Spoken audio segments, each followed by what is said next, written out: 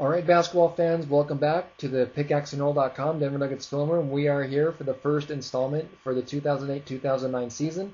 We will be checking out the Nuggets' defensive improvements based on their performance in Game 5 against the Dallas Mavericks at home in Denver. And it's also Chauncey Billups' first game as a Denver Nugget since the 1999 season. So let's get to the clips. We're going to start off with a couple of clips from last year's team to better underline the difference between what was happening last year and this year. Here you're going to see in this play there's absolutely no rotation once the ball's kicked out. Dallas gets a wide open jumper, and luckily for the Nuggets, they miss it. On the second clip, we're going to take a look at the weak show on the pick and roll that allows Jason Kidd to get in the lane, and then also another instance of no rotation out after the offensive rebound. This is pretty bad defense, and it's a reason why the Nuggets had a hard time beating better teams last season. We're going to start off with the first possession of the game from this season, and you're going to notice a night and day difference on the way the Nuggets play the pick and roll.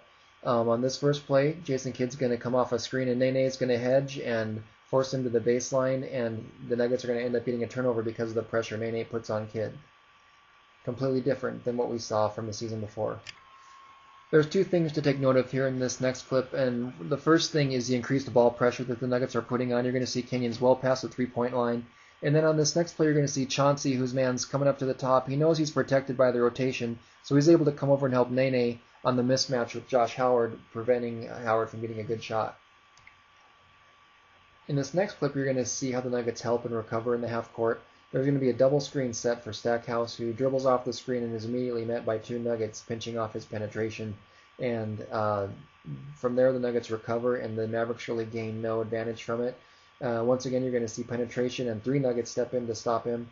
The Mavericks end up getting a pretty decent shot out of it, but still that shows how the Nuggets are able to help better this year.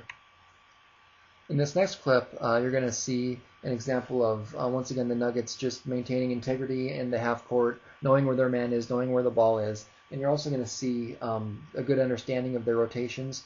You see they have to help off on the drive to stop Stackhouse from getting to the rim, and then right here Dante Jones is already running to the corner after Kleza makes his rotation, and that shows a good understanding of their responsibilities off of the rotation.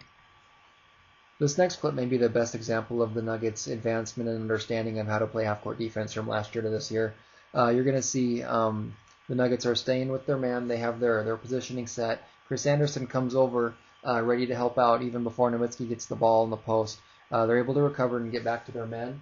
And once again, you see they're ready to help. Anderson's over to help, and Melo's ready to help if Nowitzki goes back towards the middle. They end up forcing a miss, and that's really good half-court defense. In this clip, you can take note of how the Nuggets are pressuring the two men trying to flash out to the perimeter to receive the entry pass to trigger the offense. Both Melo and J.R. Smith do a great job of forcing their men past the three-point line. Once the pass goes in, you're going to see a screen come and Kleza traps along the sideline, and they're able to force a deflection and keep the Mavericks from doing what they want to do on offense. We're going to take one more look at the Nuggets' ability to help and rotate in the half court. Kidd is going to run a pick with Brandon Bass, causing a switch, and Anthony Carter is caught on Bass. Kleza is going to come over and help, forcing the pass out of the double team, and you see a really good rotation, which ends up resulting in a contested three from the corner, and the Nuggets get the rebound and stop the Mavericks once again. In our final clip, we're going to take a look at how the Nuggets can take advantage of lapses in judgment by the offense because they know that they can trust their teammates to rotate and help recover if they get out of position. Here you're going to see Kidd, instead of taking the screen, is going to go towards the baseline and basically dribble into trouble. They trap him and end up getting the turnover, and I decided we better show some offense here so people don't get too frustrated with all the defense. But that's an example of what the Nuggets can do because they know they can trust their teammates, which is something they could not have done last year. So there you have it, basketball fans, proof that there is defense being played in Denver.